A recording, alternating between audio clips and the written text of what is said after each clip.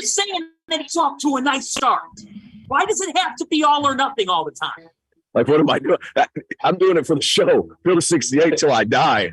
This is the Field of 68 After Dark show, the only place that you need to be for college hoops every single night. All right, welcome to the Field of 68's After Dark. I'm Jeff Goodman. I'm here with two former college hoops legends, Randolph Childress and John Henson. I'm not going to tell you how many points they had combined. I think it was over 3,000. I had 0, so these two dudes could play. I'm just going to distribute tonight.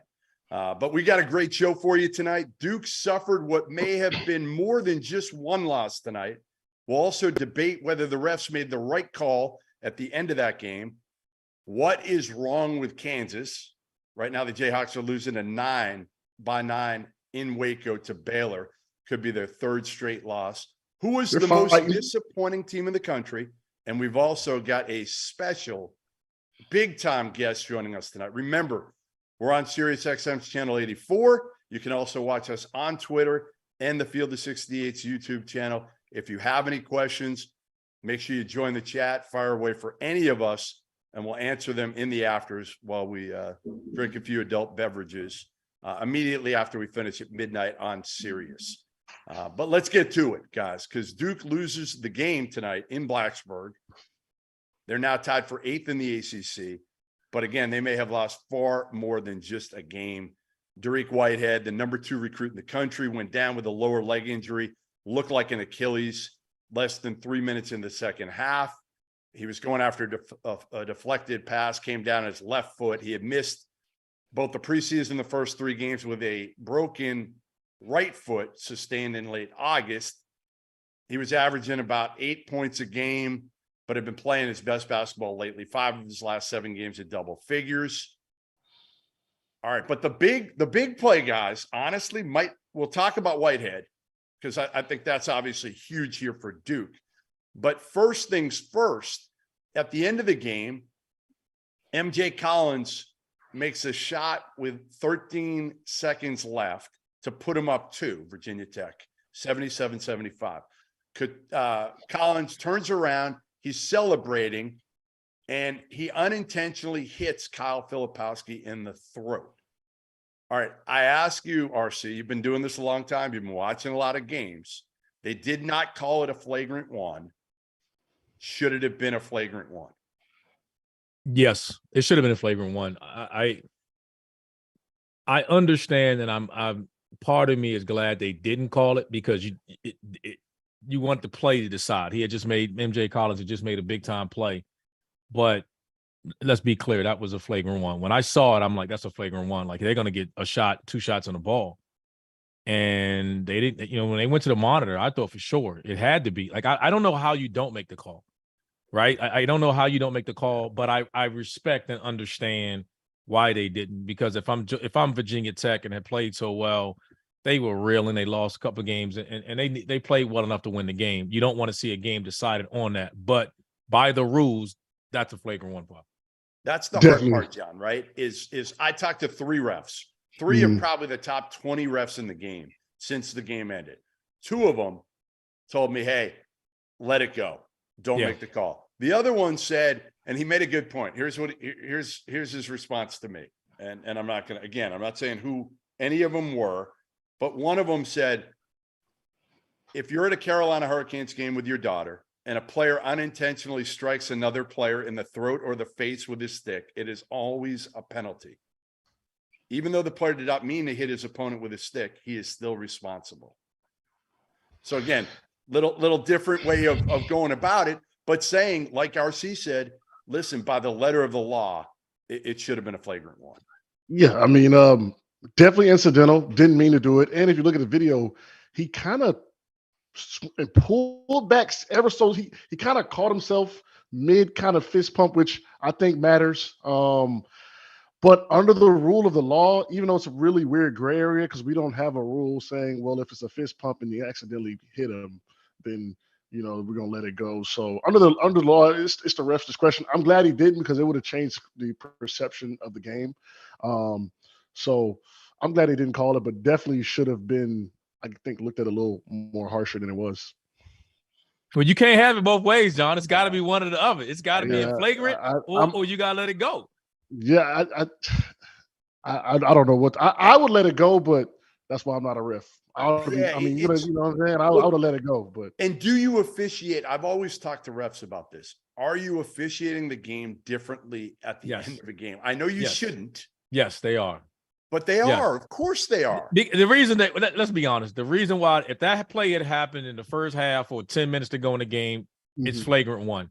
They know that if you blow the whistle in that moment, they just went up, you give them the free throws and you give Duke the ball, you completely flip the game and the outcome is probably totally different. So I respect them not making the call, because that's what flagrant one is. It's not intentional, essentially. Right. Flagrant two, they're tossing you. So flagrant one is the accident. When you rip through, we all been taught to rip through clear space. It's a natural reaction for a big. You're a big, John. You grab a rebound. You was taught throw your elbows out when you rebound. Like, it was just part of it.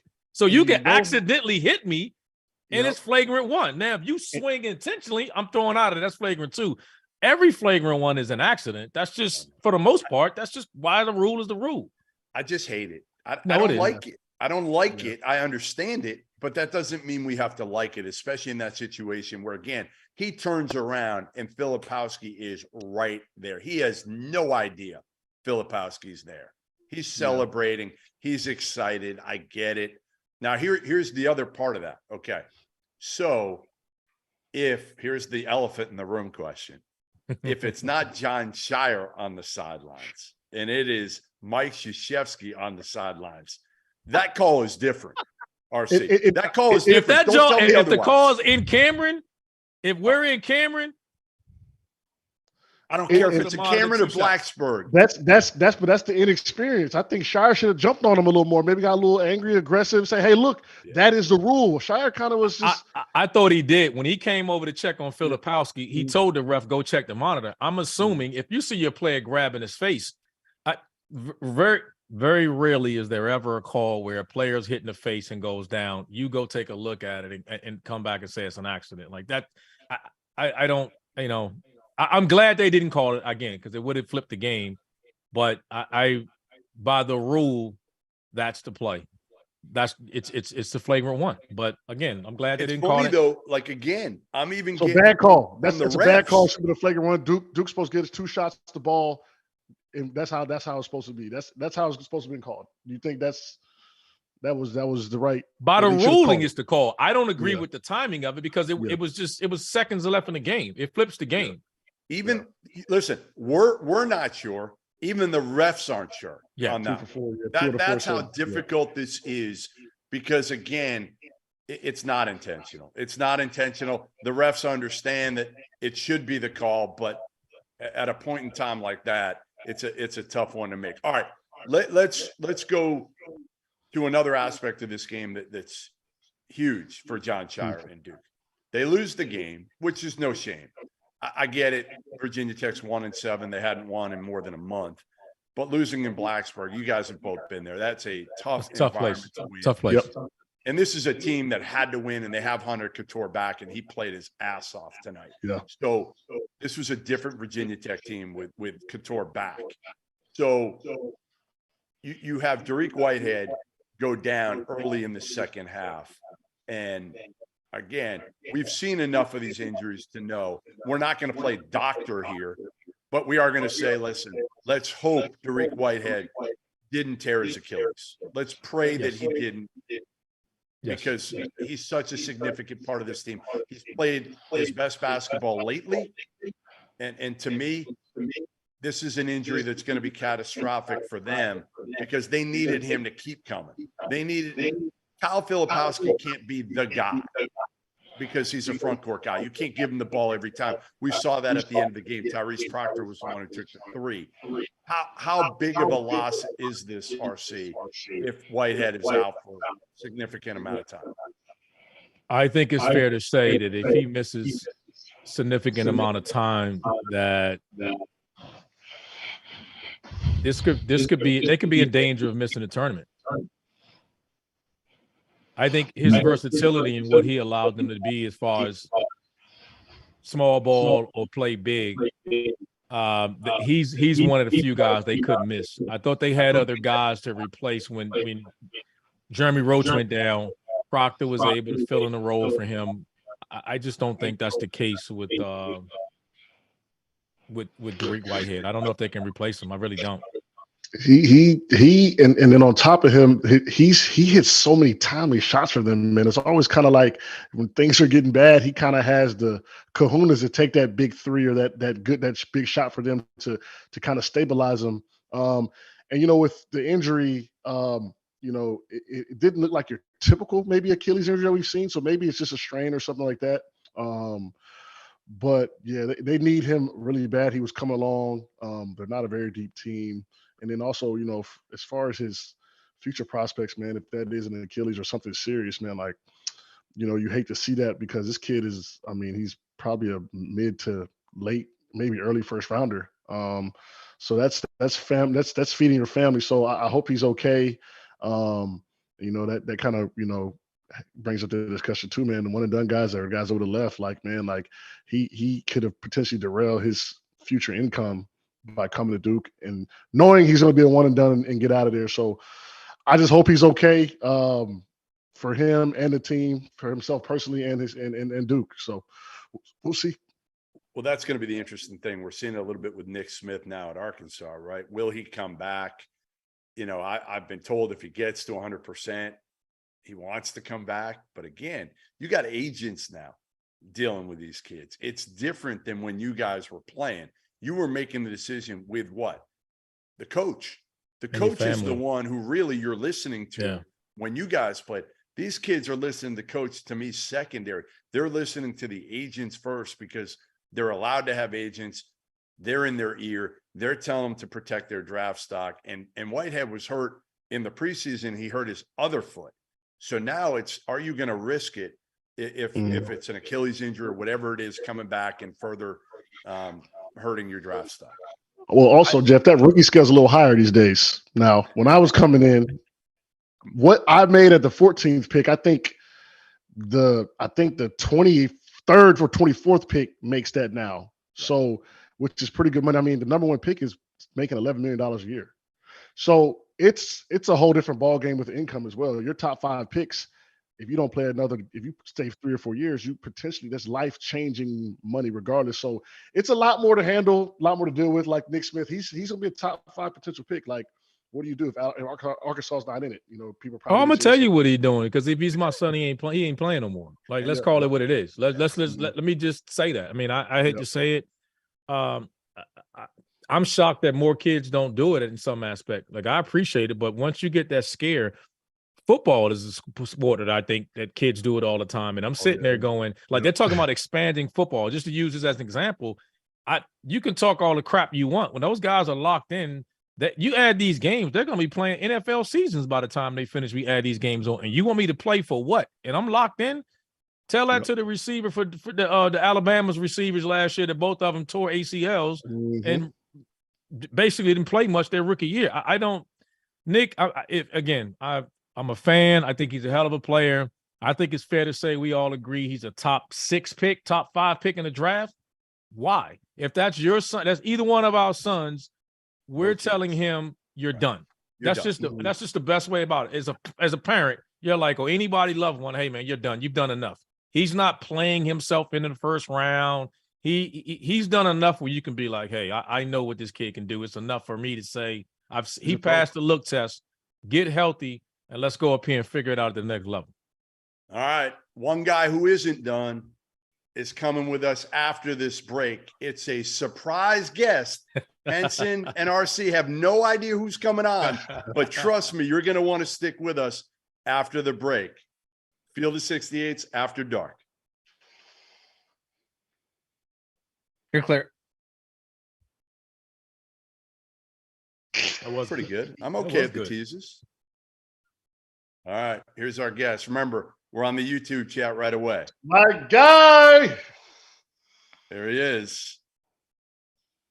I think Henson knew who it was. Mondo? Mondo, you got to turn on your, once you get on, you got to turn on your, And we'll talk for a minute here while we get going. Baylor up 6. 22 seconds, about to be over. 23 seconds left here in this game is what I got. Hey, Kansas Kansas does not go away though. They're gonna play I'll hard. give them man. that. They're gonna Yeah, play hard. They're gonna keep coming now. My dog. My guy was good. Turn your phone if you can. What's up? I don't know if you can. I got you. Does that work? Perfect. That way we get to see your pretty face a little better. There you go. You're live on the YouTube chat for now. We got about a minute and then 30 we'll come seconds. back from break. But right, what do we got? How long? 25 seconds now. 25 seconds. So say hello to these guys and we'll get to it in about 20 seconds and go for about 15 if you're cool with that.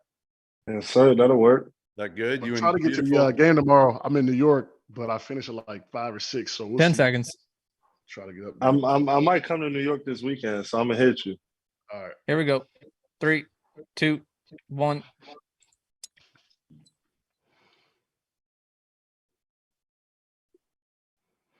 All right, welcome back. Field of 68 After Dark. I'm Jeff Goodman, joined by Randolph Childress and John Henson. And we now bring in the 69th all-time leader on North Carolina's steals list, Armando Bacot. All right, Hey, all that's right. pretty I know I'm impressive, burying though. the lead here. The That's all-time pretty leading impressive. rebounder in North Carolina history, Armando Bacot. Congrats, my man. Congrats. Congrats. Thank you. I appreciate it. That's big time. I mean, that's big time. I'm going to tell you right now, Henson had 886 rebounds in his career, but he only played 109 games. It took you 119, but you passed Tyler Hansbrough. Now, here's my thing. I know I saw this, that you played Psycho T in a pickup game before you got there or right when you got to Chapel Hill, and it did not end well. Take us through what happened in that pickup game. Yeah, I mean, I guess I really didn't read the room or really watch a lot of his highlights. I thought I knew a lot about him, and I tried to be a little physical with him and kind of get in his grill and stuff. And I quickly realized like that was not a smart idea. What happened? Where'd you end up? Well, I mean, it was just real physical. Then I ended up in the hospital, and then like I'm hearing he said he don't even remember that, which is even more crazy. Like, how does he not remember me putting me in the hospital? Because he's Psycho put a lot of T. people in the hospital, Mondo. Exactly. Like that was Those crazy. elbows, they're sharp. Yeah, no, for sure. I learned my lesson, but I also took something from that though. What did you take from it? Try to do it myself. It worked. It make people back off. There you go. Go ahead, John. I was saying you got to stay physical. Those, like you said, the summer pickup games that obviously you played and I played in, those are kind of like sparring sessions, man. Like, you know what I'm saying? Like you get to go against the pros, you get to go against the older guys and see how you stack up. And it's always competitive, with the former players and the pros and the older guys like that. So that was probably one of the best things that could happen for him early, just to go against that physicality. Look, bro, if you go chest to chest with T hands, I promise you, anybody in college basketball is not a problem. So Exactly. that was probably Not good for 100%. him. 100%. I think it was Big like one of those fella. things. Big fella, you guys are sitting right now. You're sitting 6-3. We know Clemson's 2 games clear. Virginia's 1 game ahead of you guys. Have you now the focus has come to you? It's playing through you. I think RJ has picked it up where you got guys back. You're healthy now. Your team's healthy now. Do you see you guys repeating last year's performance as far as just this thing taking off? Well, I mean, that's the goal. That's what I would hope. I mean, I think we kind of like at that same point as we were last year, but I think now we kind of have some like hindsight on what to do and what not to do versus last year. We were just kind of freestyling and just seeing where it would take us. And, I mean, I think now we're taking a lot of good strides. I just think now really we just can't take a deep breath because still a lot of basketball left to play. And I mean, you're seeing it every day in college basketball. Like any team can be beat, and it's so wide open this year. So really, I think just with us, and I mean, even all teams, you look at Duke losing it today to Virginia Tech, you just got to just keep getting better and better and just not taking a deep breath versus anybody. question. This is what I want to know because I haven't had Hubert. So, what are some differences as far as like, Coach Davis and Coach Williams, as far as maybe in like the halftime speech where you guys aren't playing well, and what are kind of some of the differences in coaching styles that you think that you kind of can see with those two?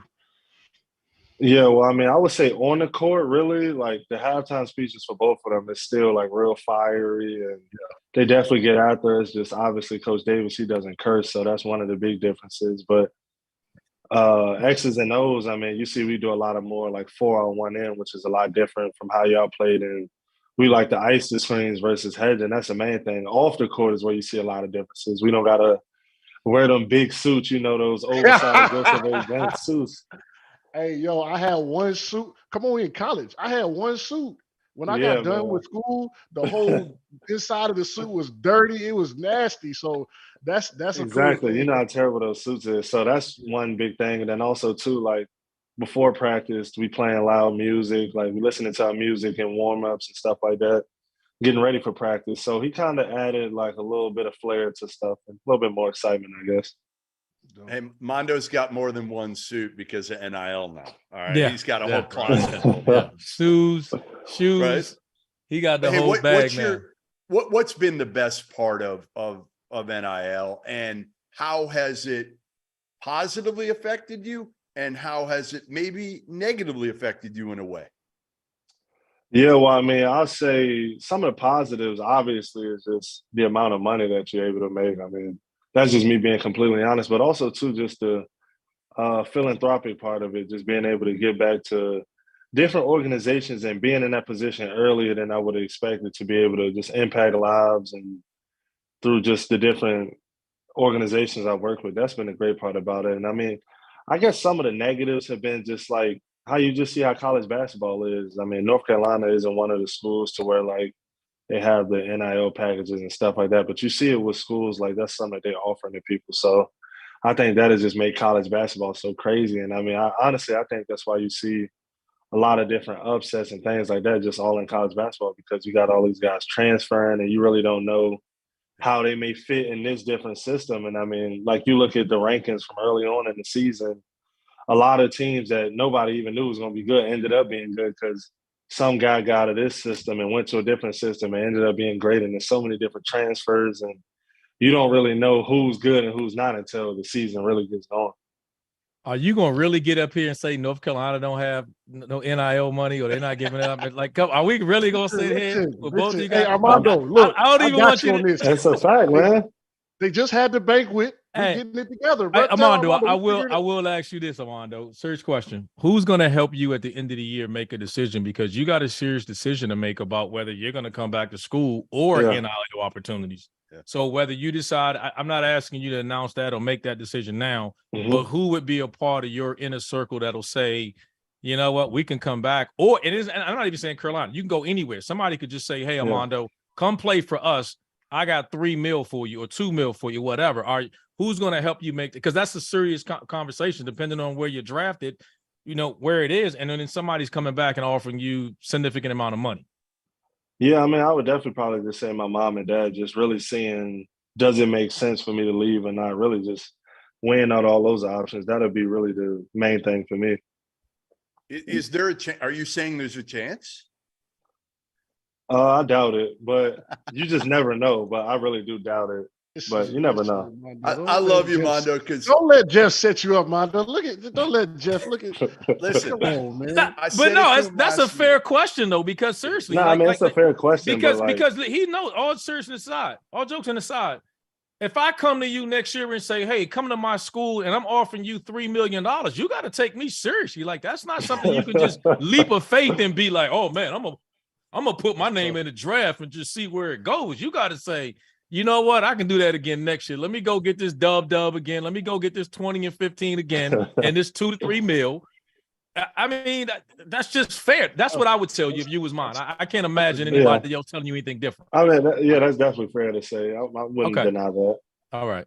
I love Mondo. I said this to him last year during the Final Four. There's nobody more honest than Armando, and he's been. I mean, listen, when I got up and took the microphone last year at the Final Four, the look he gave me, because I called him soft at the beginning of the year, and he was waiting, and he did it in the classiest way you could possibly do it, where he was looking at me, smiling, and being like, "Yeah, I was waiting for you. I was waiting." It was something out of a movie, man. I promise you. It was like, as soon as you said it, I swear it was like one of those things where I'm like, one day I'm gonna see him at the Final Four, and then like this life, and it actually happened. That's the crazy part about it. Like, Hubert and then really I saw you, played and it was that. great. Hey, Hubert really played that clip of me saying you guys were soft. 100%. Like, it was no pregame speech. It was just that video. So I mean, like I told you before, we definitely got to tip our hats off to you. I don't know. If Shout out, Jeff. You probably called me. You probably called me a lot of names. Oh yeah, 100%. But I mean, at the time, you probably were right, and I mean, you kept it 100. You didn't beat around the bush, and there was honesty behind it, and I definitely respected that. No, you How's guys your were health? hard to watch. You were hard to watch early in the season, and then you became so much fun to watch, Mondo. But I thought you reverted back somewhat this year in Portland. I felt like you guys were not having the same level of fun, and chemistry wasn't what it was when you picked up this year. And a lot of people were saying, well, Pete Nansen for Brady Manick, but I thought there was more to it than that. Do you feel like that was a part, looking back on it now, earlier this season, that maybe you guys just weren't clicking like you were last year, having as much fun? Yeah, I mean, I think we definitely just weren't clicking. I mean, I was not playing my best brand of basketball, and that was a huge thing for us, and we weren't hitting shots. And I mean, you look back at it, I think it was 2 games against like Alabama and Iowa State, and they both 2 top 15 teams right now. I mean, we played them close, and we weren't even really playing our best brand of basketball. So, I mean, it was some encouraging things that we took away from that, but it also was a reality check for us too, I would think. How's Question your health? about the go ahead. Yeah, Marcy. I mean, right now I'm feeling better. Ankle getting a lot better, shoulder getting better, so definitely trending up, which is good. Question about the travel earlier in the season, because I was always curious, because I feel like a college team are traveling a lot more than we used to, like going out west. Was that kind of a factor to y'all traveling, getting in late, and having to kind of deal with that more so than you had in your career maybe early on? Yeah, well, I mean, Portland definitely was a different experience because we were out there so long. And I mean, to be honest, it wasn't like too much to do in Portland. It was definitely like It a little ain't bit nothing harder to do to- in Portland. It ain't too much. It's nothing to do. Hey, welcome Yeah, to it's the NBA. definitely a different area. It was a little tough out there. I ain't gonna lie.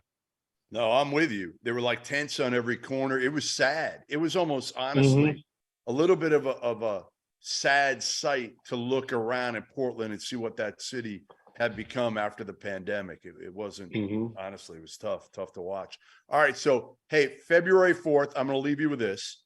I'm leaving Charleston, and I did it on February 4th. All right. So I've been here for 6 weeks, and I extended it till February 4th so I could drive up and catch that Carolina Duke game at Cameron that I saw last year. That was the game that changed your season. Yeah, I remember seeing you there too. What's that? I said I remember seeing you there too.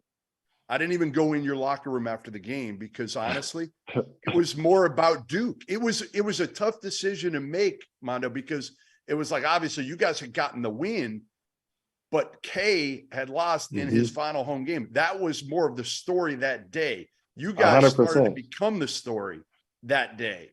How much do you look at Henson? Henson's loving this. You made his night, by the way. Made his night. Yeah, hey, he was gassing it up. I'm like, this better be. I mean, this is better than I could have. Hey, Jeff, you did that. You did it. I delivered. Don't I?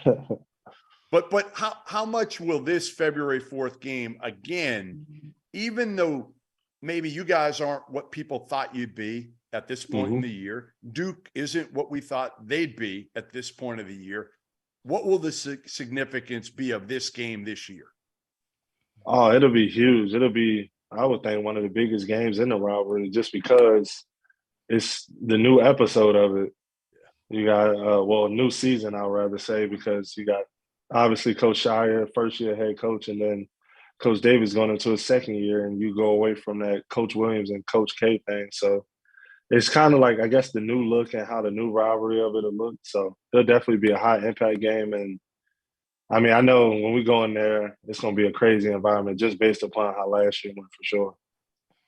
Great All point. right, listen, we appreciate you jumping on from your hotel room in Syracuse. Don't go outside. It's probably snowing out there. It's probably It's snowing. It was terrible. Yeah, terrible. You're not tough enough anymore to deal with that weather. Exactly. Terrible, man. All right, listen. Thanks again, my man. I'll see you in a couple of weeks for the Duke Carolina game in Durham. And say goodbye to your boy here, Henson.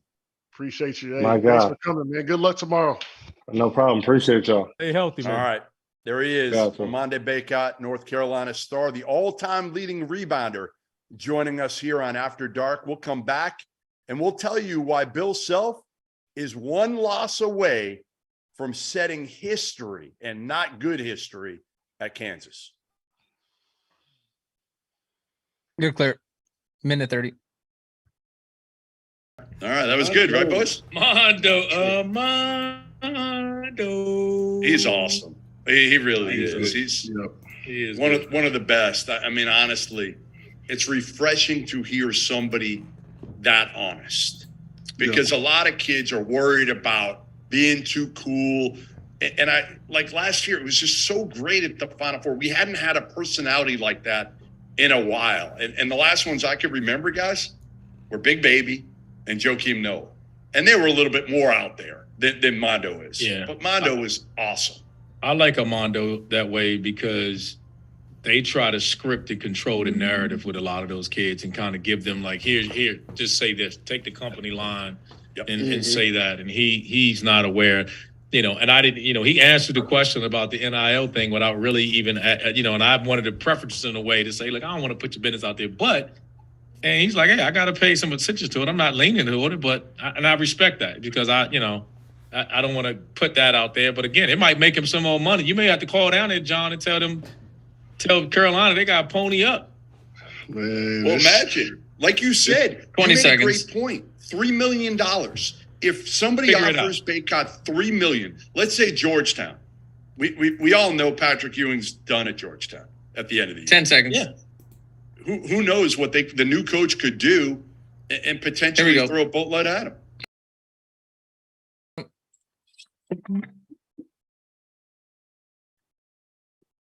All right, welcome back.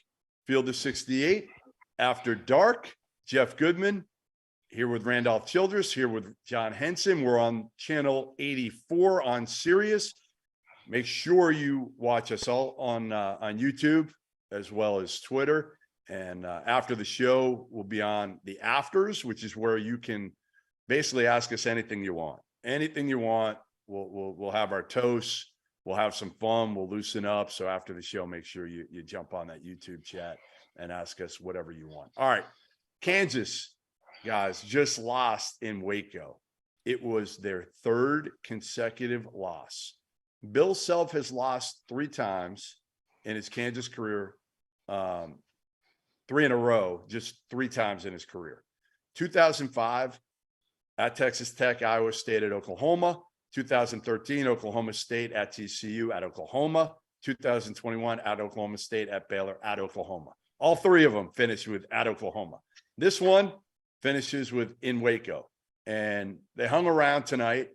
But ultimately, again, their defense has not been great.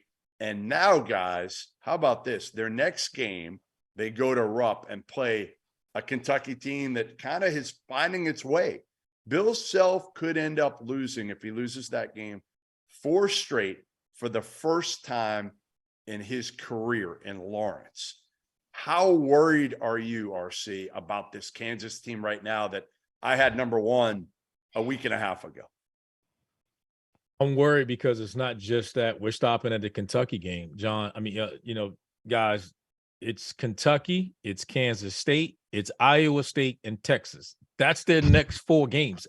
No one in the country is going 4-0 on that stretch. right. Like no one. So of those 4 teams, like tell me where they're gonna. You see an easy win. I mean, you gotta assume they're gonna try to get the win at home. I think the more disturbing thing is it's not as much as their defense that concerns me as much, Jeff, is offensively. I think they go through lulls of not scoring, and I don't care who you are, that puts so much pressure on your defense. And we talked about this the other day, and I'm a huge, huge fan of DeJuan Harris. I am. Yeah. The first play of the game tonight, he drives down the lane. And if you go back and watch it, he has a clear point blank layup, and he turns it down and tries to pass it, and it's a turnover and it goes the other way. I just think that he doesn't score enough. I think he's so pass oriented that he's self-checking himself. He's just not making teams have to guard him. So you're literally talking about a team that puts, if Grady Dick isn't making shots, Jalen Wilson is player of the year candidate right now, the way he's playing. But outside of those guys, where's the offense coming from? So I'm not saying he has to score alone, but he's got to be a threat to make it easier for everybody else. And they're just, I think their offense is more of the problem than their defensive effort. Henson, I mean, to me, I think it's both ends. I honestly think it's both ends. I'm with you. I thought it was offense early. The last few games, I think it's probably been as much defense as offense. And that scares me that normally you'd say it's one or the other. Now I think it's kind of become both, John, and that scares the hell out of me, even though they might have the best coach in the country. Yeah, RC made a good point. When your offense is struggling, there's a lot of pressure on the defense, and I think Kansas is too top heavy. I watched that Kansas State game from start to finish. If Bill Self doesn't call a timeout, Kansas is up 4 with 11 seconds left. So, that was kind of a blunder on their end. Then 2 guys foul out, and they got to bring in the bench guys. They dump it down to the big. He loses it, turnover. The final play of the game, the big doesn't come off the bench. The freshman kid doesn't come to the ball, gets it stolen. They've had some blunders that kind of you scratch your head about being a top-ranked team. You can't do. You're on the road. You can't do those things. And even today, like Grady Dick and if those guys aren't cooking, it's trouble. And Baylor jumped on them early, and Kansas fought back, but they need like a third, or they need someone to consistently just. They need a third. They need a pressure valve, man. They don't have that. Like I'm when I watch the offense, I'm like, sometimes Jalen Wilson has to shoot that contested 3 because it's probably the best shot they're going to get. And so it's tough to win at a high level like that. And the schedule they have coming up, they could get spooky. They could lose 3 or 4 of those if they don't. You got no bench. You got zero bench. Production today from the bench. Zero production. They got 2 points. 2 points. TJ Rice scored 2 points. They better hit that portal. Come on, man. The portal wide open. Man. Come on, Bill. Like Bobby Pettiford was supposed to give him something this year, and he can't really shoot. MJ Rice isn't ready. They're bigs. Zach Clemens came in at that Kansas State game, and he was just overwhelmed a little bit. He can score, but he can't guard.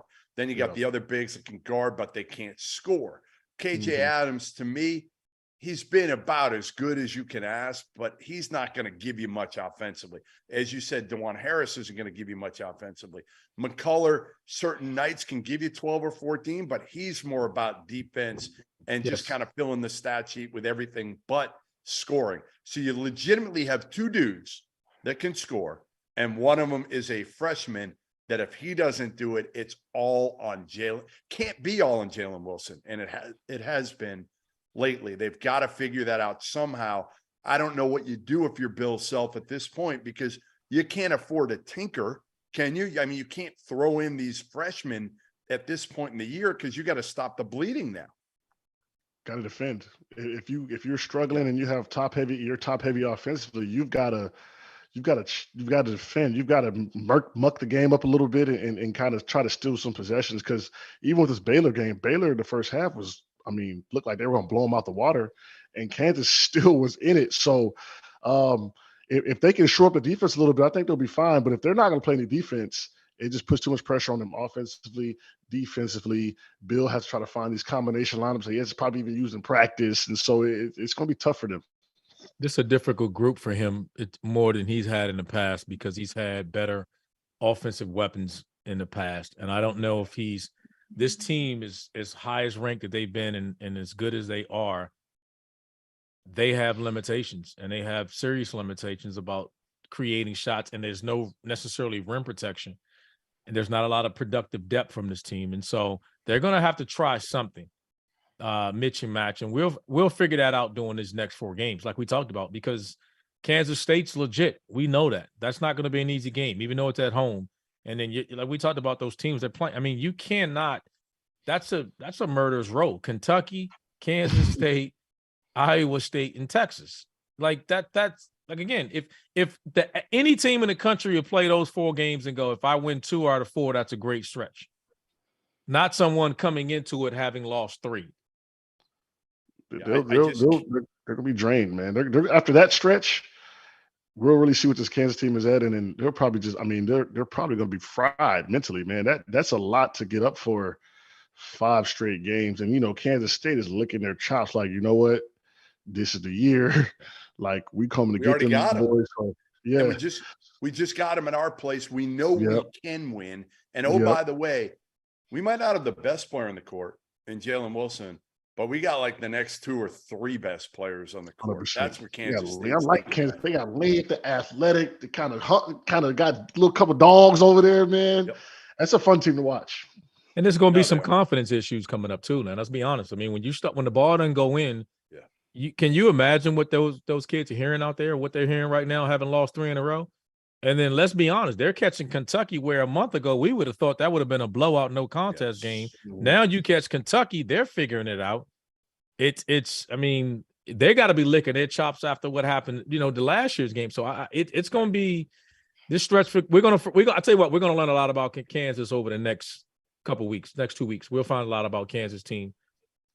Who you picking in that Kansas-Kentucky game? I mean, again, it's at Rupp. Kentucky's got some momentum right now. Kansas trying to figure itself out. Like you said, their confidence is shaking right now. Who do you guys got in that one, RC? I like the lineup lately that Kentucky's been playing with. Me too. With Wheeler coming from the bench. I just think you surrounding Sheepway with shooters. I think now Toppin is we can get some consistent production out of him at that 4 spot with the shooters that they're putting out there. And their bench will change when they get to their bench a little bit. But that's that group, that nucleus right there can stay out of foul trouble, play significant minutes. I think Kentucky. I like Kentucky in that one. All right. I like Kansas. We got Henson. We're going to take a little bit of a break because we got another. I'm going to surprise you guys again. Here we go. With another big-time guest. So, you know what? Be thinking on your toes, because when we come back from Field of 68's After Dark, you're going to hear how good Henson and RC are at coming up with questions on the fly with our next guest. You're clear. 1.5 minutes. All right, boys. Mondo. It's pretty good. Pretty good. We got another one. Show of the year, and I haven't screwed up yet, have I, Trevor? Nope. No, I got to throw you guys a good. chat question. Chat question time. Go ahead. What is North Carolina's best win so far this season? It's a good question. Is it like? I would have to say them handling NC State pretty well to me. Between those walls and the Dean Dome, we don't play by NC State, so I think that's UNC, like Kentucky, they're figuring out a little bit. And I think NC State is a pretty good team. So I mean, their best win, off the top of my head, I guess, their best win would be Ohio State, probably at the end of the day. That's probably going to look like their best win right now on a neutral court. That's going to be their best victory in terms of, like, from a resume perspective. Yeah. But that one they've kind of pulled out of their ass at the end also. So I would agree with you. Their most resounding win was the last one against NC State, and we'll see what they do at Duke in a couple. They got work to do. They do.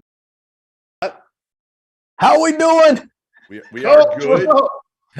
we're in a little break for Kona. How much 10 we got seconds. left? 10 seconds. 10. You got 10 seconds? 10. And then you're live. 5. You're live already, but okay, because I was going to go. say you got 10 seconds. You want to bring us back, Scott? Field of 68's After Dark? Yep. All right. Now, this is Field of 68 Media Network After Dark. See, that's Scott Drew. We I got it here. We had Might need to Armando put that in Bacot the earlier. intro. Now we got Baylor head coach Scott Drew, and that's a big win. Listen, you have dug yourself officially out of the hole. It was a big hole, Scott, at 0-3. Big hole. Big hole, but you filled it in, and now you were able to kind of pull yourself out. And now You're 5-3. How much better do you feel when you were 0-3? How concerned were you? Yeah, I was going to move in with you, Jeff. But couple thoughts. One is, I mean, two of those losses are one possession games, and I mean, if you win those two, think how you're feeling. So it's not like you're so terrible. I mean, it's so often you win or lose, and there's such a drastic, and it's one possession. I mean, like you're a great team or terrible team in one possession, really? I mean, now you're getting blown out by 20. I got you, but one possession. And that's life in the Big 12. I mean, so much respect for Kansas and Coach Self. And I mean, you look at it in the last 3 years, we're both the two winningest Power 5 programs in the country. We've won the last 2 national championships. 3 years ago, if it wasn't for COVID, I think both of us were set to be number 1 seeds. So, I mean, we've had some great games. And when you ever beat a Kansas team, you got to beat them because Coach Self makes sure they don't beat themselves. Coach, how you doing, by the way, man? Good to see you. Man, I'm doing great after that, man. It's been a while. So starting off, you know, the Big 12 season like you did, when that 0-3, and you got kind of younger players, maybe that have never been through that, or players that haven't. What was your kind of message in practice the next day, or kind of what did you do to kind of keep everybody focused and on track and, you know, try to keep the energy the right way? Yeah, that's a great question. So to start with, we're playing more freshmen, more minutes than anyone else in the Big 12. And it seems like I look at every roster and it's 8 seniors and 3 of them are 24, 6 seniors and half of them are 5th year. Noel was at K-State when the school was founded. I mean, like it's like a lot of old dudes. And we're playing Langston, Keontae, and Josh a lot of minutes. And I think when you lose, nobody likes learning through adversity. You always rather learn through wins. But let's face it, if you put your hand by the stove, you don't learn the lesson. When you burn yourself, you're a lot more cautious. And I think after that 0-3 start, everybody really they kept listening to the upperclassmen. The upperclassmen did even more to make sure that everybody was on the same page. The coaches, I think, did a great job in preparing them. But at the end of the day, the players got to buy in, and they really, you know what, they didn't like the feeling. They knew what we had to correct, and they've worked really hard to change it. Doesn't guarantee success, but gives us a much better chance. And thus, we won 5 in a row, and 3 of them on the road, which is really hard to do in the Big 12. And couldn't be more proud of them. And the great thing is I actually get to sleep tonight. Coach, I got to ask you, Randolph Childress, I got to ask you, your guard play is as good as there is in the country. When you, in dealing with those guys, you only got one ball. When you put the ball in their hand, late game situations, do you give it to one guy? You giving it to who's playing the best? Like, how do you deal with that and manage that with those guys? Because you got 3 guys that I'm sure all 3 want the ball when it matters. Yeah, that's another great question. And here's what I'll tell you. If you got selfish guys and guys that are about their stats, their numbers, they all want the ball. If you got guys that care about winning and about the team, they're going to know that each and every night's not their night, and it might be someone else's night. And like LJ was cooking in the first half, team got him the ball. Langston got going for a second, team got the ball. Adam got going, like everybody recognizes when people are going. And then at the end of the game, let's face it, everybody's got a couple good defenders, but they got a couple ones that aren't as good. And sometimes it's matchups more than anything else. Because if you got 3 great players, why go against another team's best defender when you can go against someone that's not as good? Scott, I was there last year when Jonathan Chamwachachua blew out his knee and pretty much everything. I mean, it was a really bad injury. Tonight, he went through pregame warmups. It was pretty cool to see when they showed it on TV. Is there a chance? Is there a chance he comes back this year? So first and foremost, whenever you talk about John, there's always a chance because that guy is a living miracle. And I'm just telling you that God's given him an unbelievable athletic body, but a will and a desire that's unmeasurable. I mean, like, that guy, like you talk about, we've all coached hard workers and great workers. I'll give a perfect example. Freddie Gillespie, Division III school, scored 4 points the whole year, walks on at Baylor, ends up all Big 12, ends up playing 20 games in the NBA. He worked really hard to improve.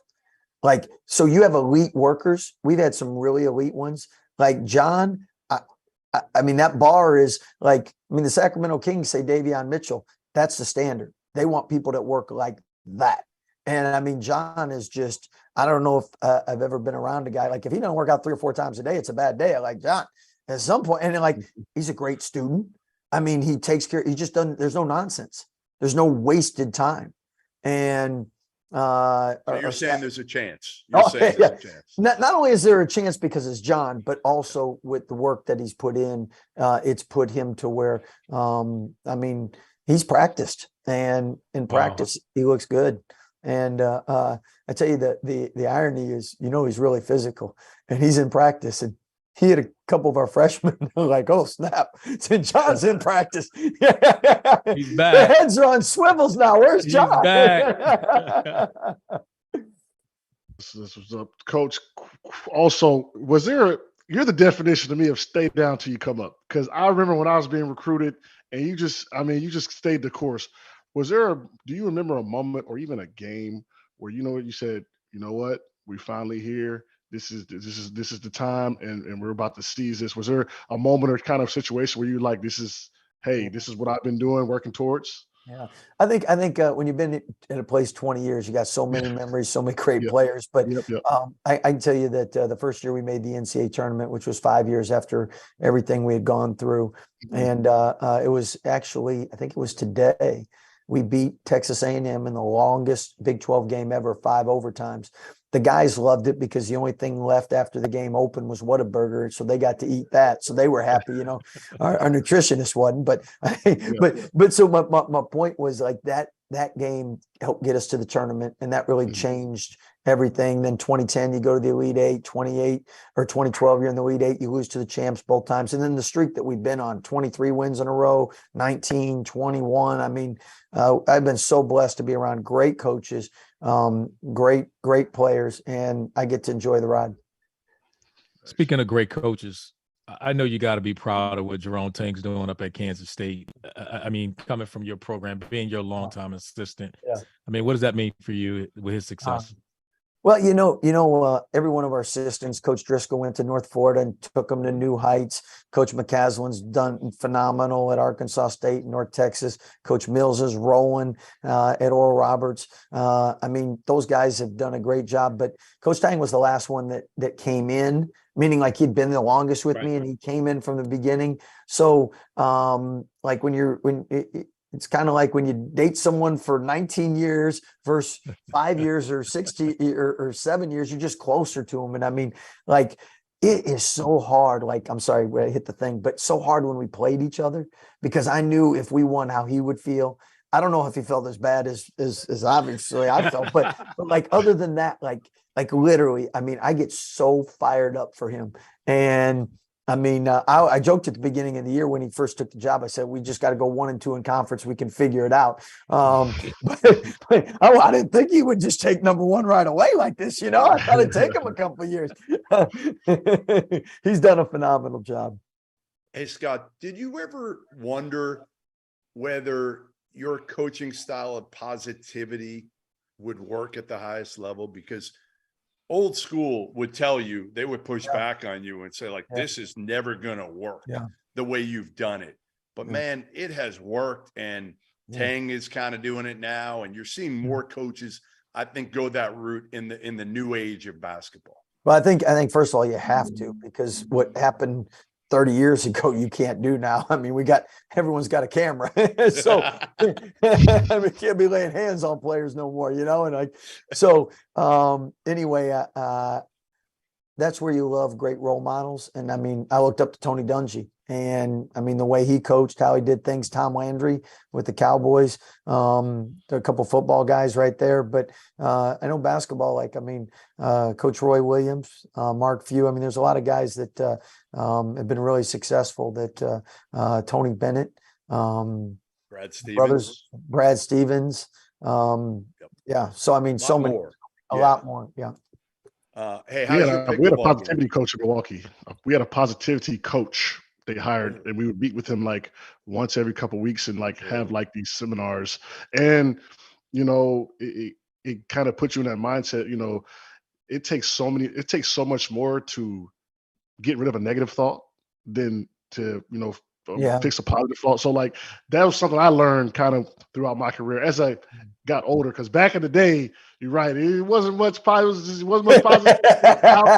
So I like it though, man. It's good. I think it's great. Great philosophy.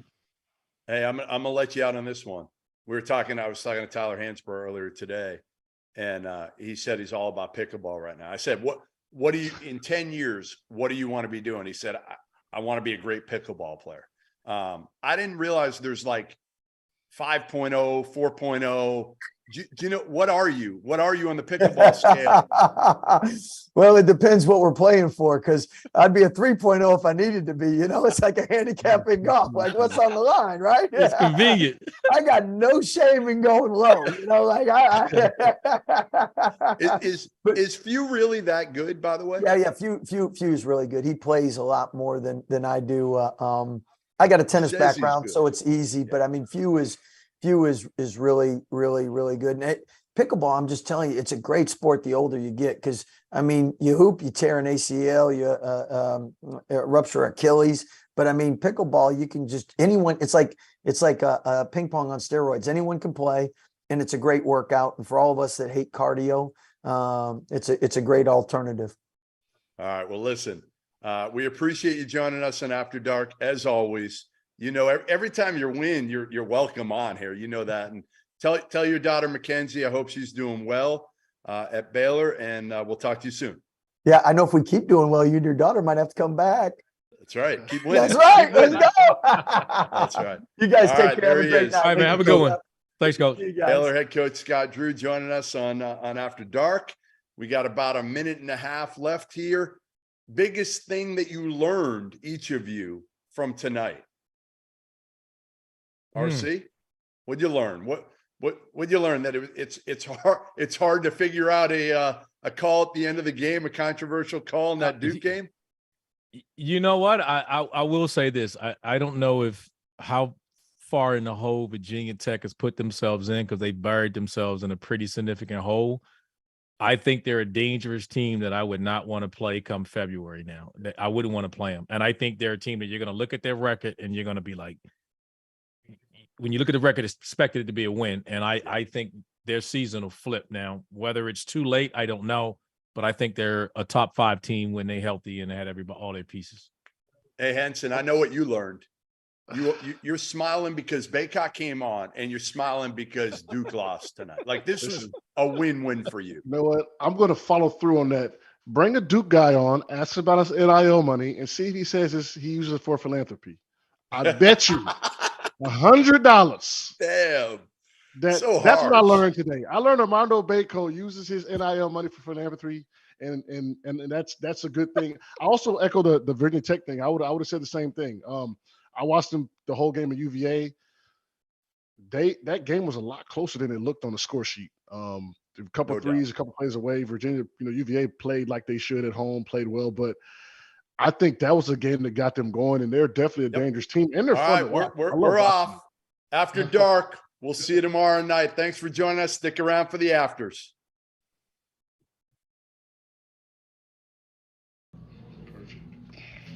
All right, man, good what job, a show. boys. We had some guests, man. Man, that was fun. Big time. Yeah, it was a good fun show. Yeah, Dowster, where's Rob? And now we're on to the afters, boys. We are on to the afters. Let's do it. Henson, you better have a drink tonight. I got an old-fashioned smoke I made myself. Love it. RC, what do you got? I need to go get me a drink then.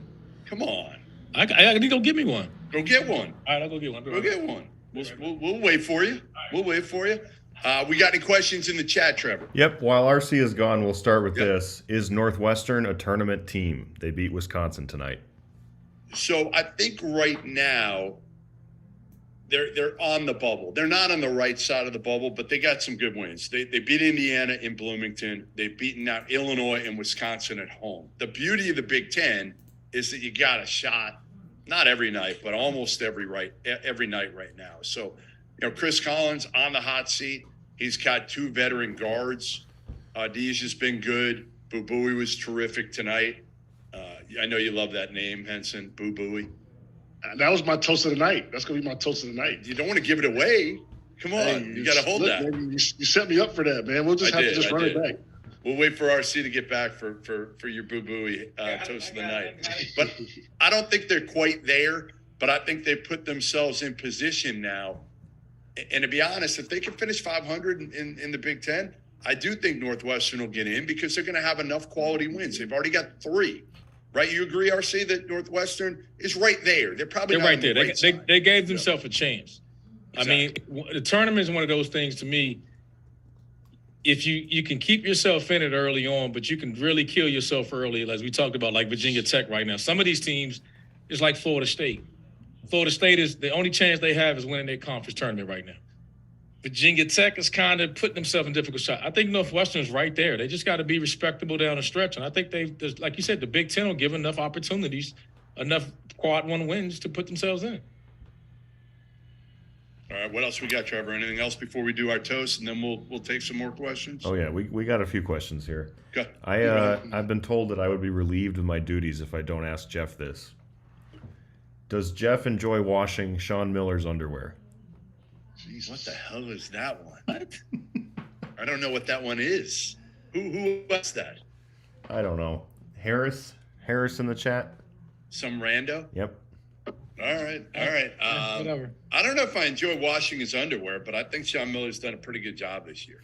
So, taking over a program that honestly have been 0 for 4 the last few years at Xavier, which is amazing unto itself. And he's got them now where I still believe Xavier is a Final Four contender. I'm not saying they're like the leading or one of the top 5, but I think there's a chance with 2 dudes who can make a play off the bounce, 2 veteran, talented guards. I will take Sule Boom and Kobe Jones over almost any backcourt duo in the country. So if that means I'm washing his underwear, give me it and I'll throw it in the wash, baby. In the Trying to country? Google it. I don't even know what that means. I'm trying to Google it. I don't just know what that credit means. Jeff for turning that into an actual answer instead of just blowing it off. Will Syracuse make the tournament? Who wants to field that one? RC, you got it, man. Do I think they'll make it? I don't. But they're starting to play basketball. If they do, then Gerard needs to get more recognition for probably all conference or something else, because I've watched him put that young group of guys on his back and carry those guys. So they're going to need stops. They're going to need some young guys to step up. But he's done his part. He has led them young guys, and he's dragging them along, and they're responding. So that zone always gives people fit. They'll have a chance, but I would say more outside looking in than in the tournament in the end. Can I say, and I know I'm not supposed to, can I say I'm rooting for Syracuse this year to get in? Because I had lunch with Boeheim last year when he came to Boston, and we talked about him. He said to me at that point, he's like, I'm going to come back for one more. He wants to go out with an NCAA tournament. He wants to go out with one, and I'm not sure he can get there this year.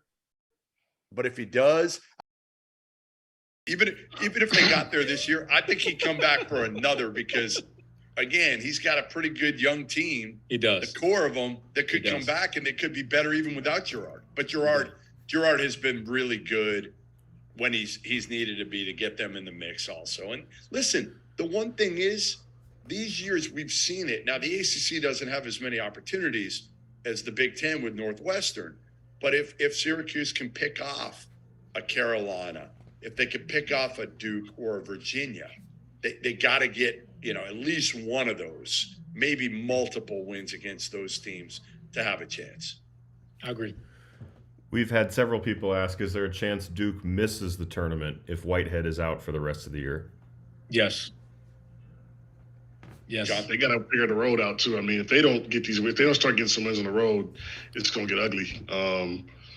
So they've got to figure it out. They've got to just start getting, they got to start winning on the road first. If they don't win on the road, they have no chance. So we'll see what happens. It's going to hurt him. It's going to hurt him significantly because he's the guy that they were kind of counting on to keep coming. He had the highest upside of any of those dudes in terms of a guy that you just give the ball to and let him make a play. And without him, who are you? Again, Filipowski's great at his role, but you're not handing him the ball and just saying, hey, now he can put it on the floor a lot better than we all thought he could. but it also gets a little bit, he's out of control when he starts to do some of those things. That's not ideally what you want in your kind of go-to. Even tonight, I mean, look at what happened, right? Proctor ends up taking the 3. Now, I guess I saw that Shire said that Filipowski threw up after he was hit in the throat. I thought I saw a tweet about that. So maybe they didn't give him the ball at the end because he was still dealing with some of the getting hit and what happened to him. I don't know, but that's not the shot that you want. But who else are you giving it to? He had just hit that 1-3 to kind of tie it up. So it was an open shot. It wasn't a bad shot. That's where I think the team struggles because Filipowski can make shots in the post. He played well tonight. Yeah. Like John, you hit on it. I think they got it. Their only ACC road win, I think, is at BC. They're going to have to start winning games on the road and in conference play. And at some point, this young group's going to have to figure that out. Because their best player, second best player, has probably been Ryan Young. Yeah, that's not. Filipowski's been their best player. I think Ryan Young may have been their second best player right now, or important player at least. Peter they wants don't to have a second best player. Cash out. Again, it had to be Whitehead for them to have a chance to go deep. Yes. Peter wants to know if you guys think Villanova has a chance to make a run and put themselves back on the bubble. No, but what I do want to do, since we're talking Villanova, can we talk about, we had a segment planned for tonight on our most disappointing teams, and we didn't get to it because we had Baycott on and Scott Drew on. Right. So my most disappointing team for the season, I'll start, guys, and I want to hear both of yours, was going to be Villanova. It was. Listen, they're Villanova. I get Justin Moore's hurt. I understand they don't have a great point guard. I'm not blaming it on Kyle Neptune. I'm saying from what I still expected because of the culture of Villanova, they're 10-10. They're 89 in the net. They've lost at Temple. They lost 3 games in Portland, 1 to Portland. They lost at DePaul, at Butler. They barely beat Georgetown. I mean, this is not what we. I know there are other disappointing teams, and I can't wait to hear your guys. But I would say Villanova, I just didn't expect them to fall this far, guys. Go ahead, John. Go ahead, Archie. No, go ahead. I was looking at the polls earlier. So Kentucky was number 4 preseason. Yep. So obviously I had to chose my school, but I'm going to go to Kentucky. I'm going to go down the list 3 spots, Kentucky. And I say that only because the fashion that they were losing, they're picking it up right now, but in the fashion they were losing, how they were losing, how Cal, they were saying Cal's, on the hot, it was just a lot going on over there. I think that was probably my most disappointing team. And they are looking a lot better, but I would say if you look back at the beginning of the season, I mean, we thought this team was going to be in the thick of things. I'm going to go out west, go to Pac-12. I thought Stanford was a team that I picked, that I said early in the year I was cheering for them, and I thought they had a chance to make it and be that 15, and make it to the tournament. And they're on a 2-game win streak. They just beat Oregon. They beat Oregon State, and they're still tied for last in the Pac-12. So for a team that I had high expectations for, they're not that right now, sitting at 2-7. 125 in the net. 125. I mean, Jared Haas, you know what? This was a pivotal year for him to go this far backward. I think this is it for Jared Haas. I saw them early in the year. I had them down in Orlando, and I stood by what I said. Oh, this team got a chance to make it. They lost to Ole Miss in a really good game, close game. Ole Miss had played really well, and it was early in the year, and Oklahoma ended up winning that event down there. But they've struggled mightily, so it's tough. I was disappointed in that because, again, I thought they'd beat that team and finish maybe the top 4, maybe the 4th spot in the Pac-12 and make the tournament, and that's obviously not the case. Stanford's a tough spot to recruit. I remember, I don't know if they still do this, but when I was recruited by Stanford, they were like, first you got to take this test. I'm like, what? I'm like, nah, I'm good. So, it's still high academic. It still has its issues. Yeah, so it's tough. Coach Haas was with me at UNC, so I got a soft spot for him. He's a great guy. Yeah, listen, I talked to him a lot, actually. It's just a tough spot. I love Jared. Love him. It just, if you can't get it done, you got to get to the tournament there. You got to get, Listen, Yeah. I understand it's a tough place to recruit because you're reliant, obviously, on, academic dudes coming there. You got to have the right guys. But they had everybody coming back, and they added Mike Jones from Davidson. Like, to me, they should be better. They should be at least on the bubble right now, and instead they're towards the bottom of a league that's not that good. No doubt. Sure. Trevor? Jeff, coming off that conversation, several people are asking who you think has the hottest seat in college basketball right now. Patrick Ewing's done. He's done. Like, there's nobody's seat is hotter, to me than Patrick Ewing. There are plenty of others that I think are probably in some trouble as well. I'm trying to think of who else. Josh Pastner at Georgia Tech. You think so? I do now with the new AD. I do. I did. That's the only thing I thought of, and it was with the new AD. Would that change everything there, or do that? I thought they'd give him another year to say, hey, this coming year, you got to figure it out. I think it's always dangerous when you hover at the bottom of your league, right, and you got a new boss. I think that's always difficult, but I think he might get one more, but I don't know. Maybe. He's not one. owed that much money, so it just depends if the AD wants to take one more year, and But two guys who did save their job, I think, in the ACC right now, are Brad Burnell and Kevin Keats. Those were two that were probably on the hot seat going in. I think they're in a little bit of good shape. I'd add Capel to that also right now. Capel saved his job absolutely 100%. I think he's in good shape. I think out in the Pac-12 again, Mark Fox is done. I think you just said Haas. To me, Jared Haas is in trouble. Yep. Mike Hopkins could be in trouble.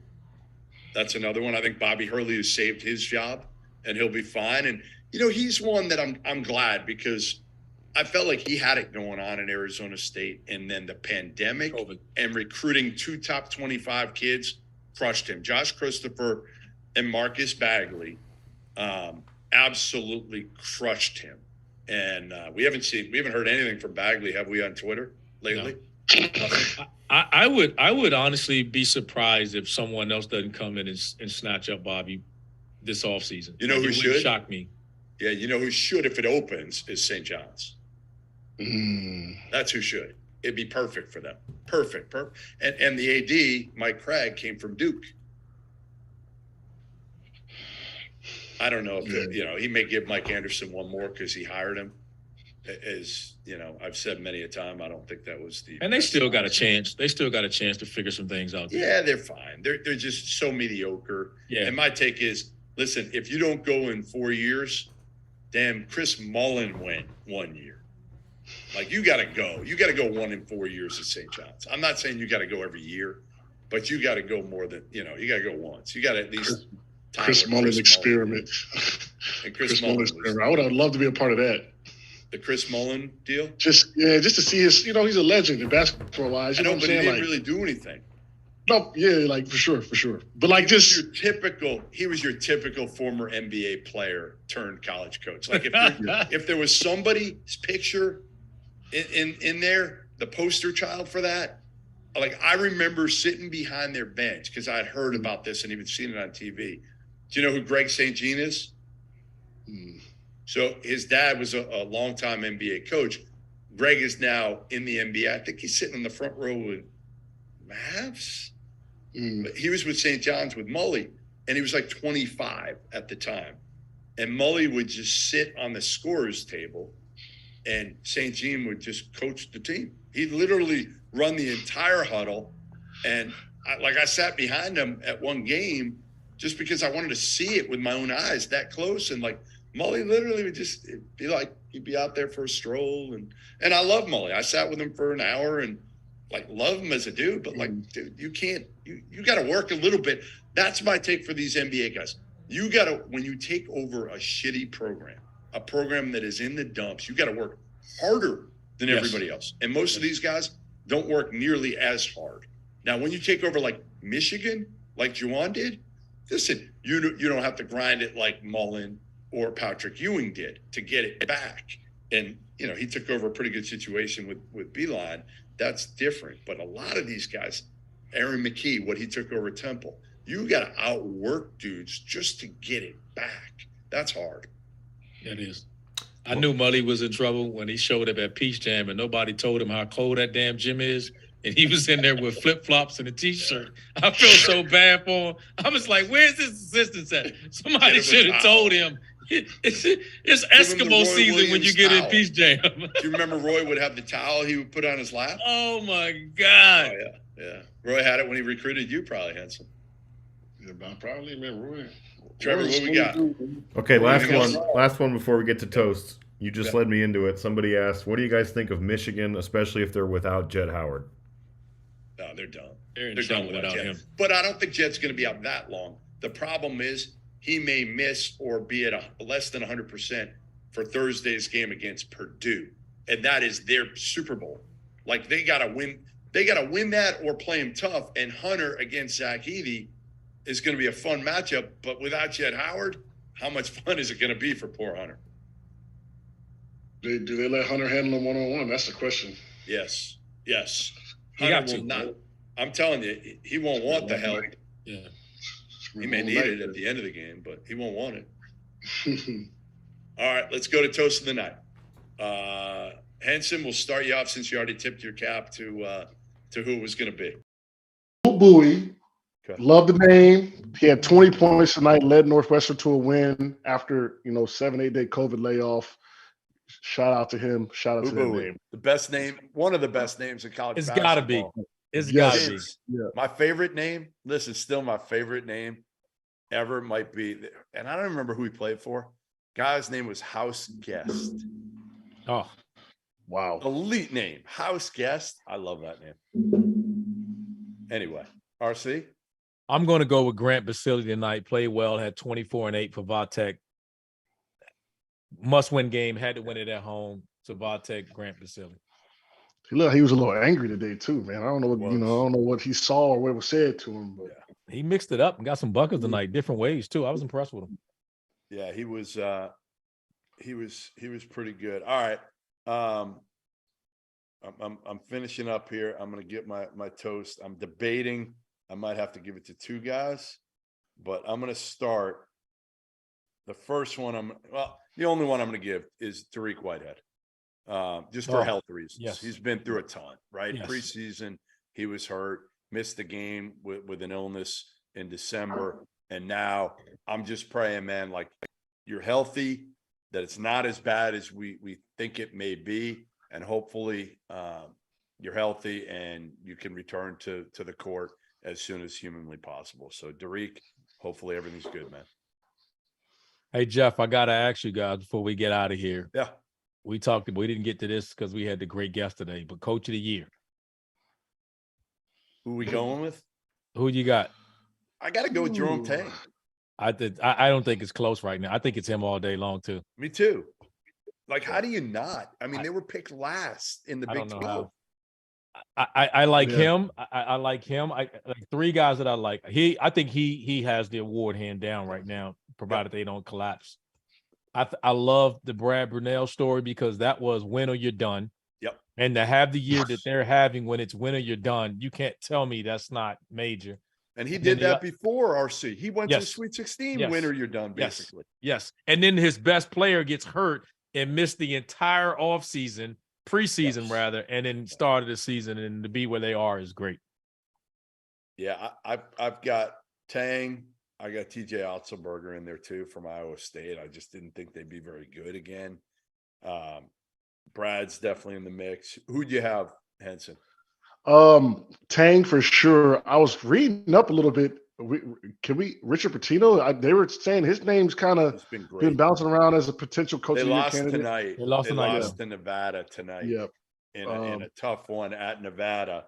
I think if they had won that one, they're probably going to be right on the fringe of getting in the NCAA tournament at the end of the day.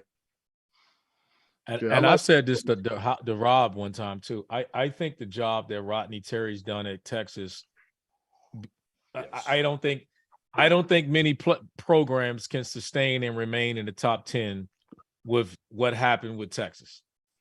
He's done a great job. And that so much of what he's had to do. Yes. It's just managing people, Yes. right? Like it's not even about the X's and O's because you knew they're talented enough.